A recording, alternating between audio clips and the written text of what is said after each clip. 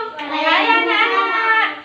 Sekarang kita pada hari ini akan belajar tentang Isra Mi'raj, tentang kisah tentang Isra Mi'raj. Kalian tahu apa itu Isra Mi'raj? Tahu. Pernah dengar? Oh, sekarang kita libur karena sekarang adalah Isra Mi'raj.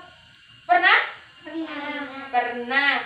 Di Isra Mi'raj, sebenarnya Isra Mi'raj itu adalah dua perjalanan yang berbeda. Yang pertama ada Isra, yang kedua Mi'raj. Isra adalah perjalanan Nabi dari Masjidil Haram di Mekah menuju Masjidil Aqsa di Yerusalem. Dan Mi'raj itu adalah perjalanan Nabi dari bumi menuju langit ketujuh sampai ke Sidratul Muntaha. Di situ Nabi akan mendapatkan perintah sholat 5 waktu. Mengapa Isra Mi'raj itu penting? Karena Isra Mi'raj itu adalah peristiwa di mana Nabi akan mendapatkan mandat atau perintah untuk melaksanakan sholat 5 waktu. Perjalanan ini dimulai ketika Nabi berada di Hijr Ismail, di sebelahnya Ka'bah.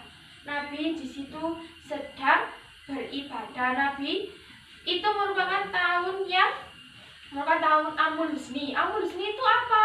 Amul Husni itu adalah tahun di mana Nabi merasa sangat sedih atau tahun kesedihan. Lalu Allah memberikan Nabi sebuah mukjizat. Nabi bisa melakukan Isra Mi'raj. Nabi berangkat dari Mekah menuju ke Yerusalem, yaitu ke Baitul Maqdis, di mana di Masjid Baitul Maqdis itu dulu adalah kiblat dari nabi-nabi terdahulu. Saat Rasulullah sampai di Baitul Maqdis, Rasulullah bertanya, kenapa di sana banyak sekali orang-orang? Lalu Rasulullah bertanya kepada malaikat Jibril, wahai malaikat Jibril, siapakah mereka? Malaikat Jibril menjawab, saudara-saudaramu, para nabi dan rasul. Nah, setelah itu malaikat Jibril memerintahkan Nabi Muhammad untuk menjadi imam bagi nabi-nabi terdahulu untuk melaksanakan sholat sunnah 2 rakaat di Masjidil Aqsa. Bayangkan betapa mulianya Nabi Muhammad sehingga dia bisa menjadi imam dari nabi-nabi dan rasul terdahulu. Setelah melaksanakan sholat, malaikat Jibril membawakan 2 gelas. Di situ berisi arak dan berisi susu. Ada yang tahu minum susu? Pernah? Pernah minum susu. Bagaimana rasanya? Enak. Di situ Nabi disuruh memilih. Wahai Muhammad, pilihlah salah satu minuman ini. Lalu Nabi memilih susu. Itu menandakan bahwa ulama itu menandakan bahwa umat manusia, umat Nabi Muhammad tidak akan tersesat. Jalannya tidak akan tersesat. Bayangkan bila Nabi memilih arak, bagaimana nasib kita sekarang? Nah, setelah itu Nabi diajak ke sebuah batu besar. Di situ Nabi melihat ada tangga yang awalnya di Baitul Maqdis, nanti sampai akhirnya di langit ketujuh dan sampai ke Sidratul Muntaha. Dalam perjalanan ke langit ketujuh, Nabi bertemu para rasul-rasul terdahulu. Di langit pertama, Nabi bertemu Nabi Adam.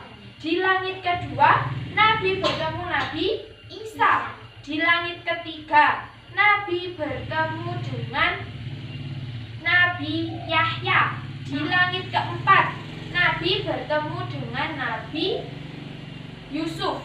Di langit kelima, bertemu dengan Nabi Idris. Di langit keenam, bertemu dengan Nabi Musa. Dan di langit ketujuh, Nabi bertemu dengan Nabi Ibrahim.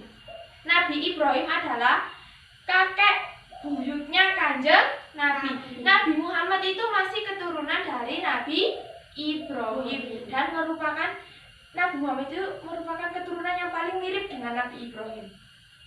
Nah, setelah itu sesudah di situ Nabi kan sudah sampai langit ke-7, sama malaikat Jibril disuruh menghadap ke hadirat Allah di Sidratul Muntaha.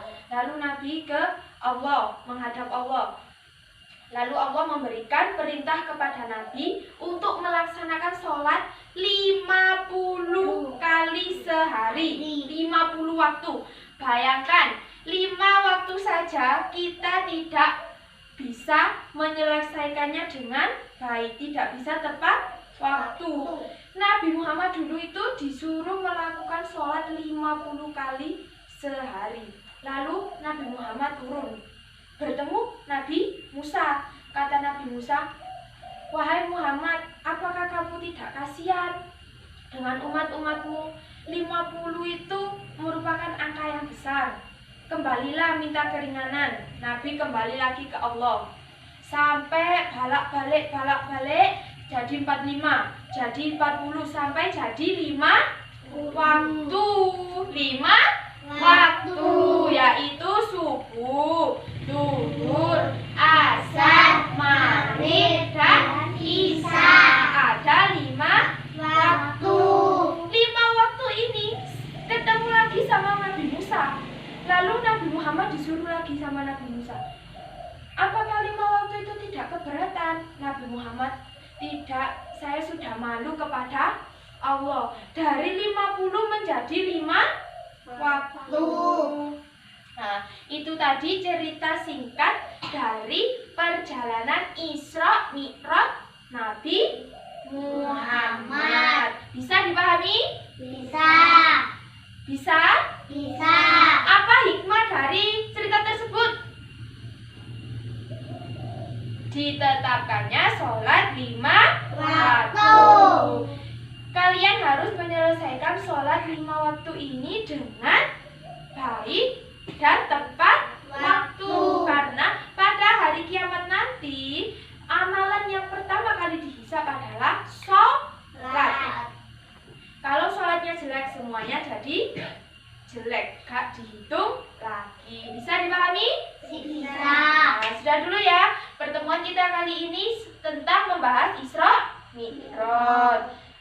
Kita sudahi dari sini. Wassalamualaikum warahmatullahi wabarakatuh. Waalaikumsalam warahmatullahi wabarakatuh.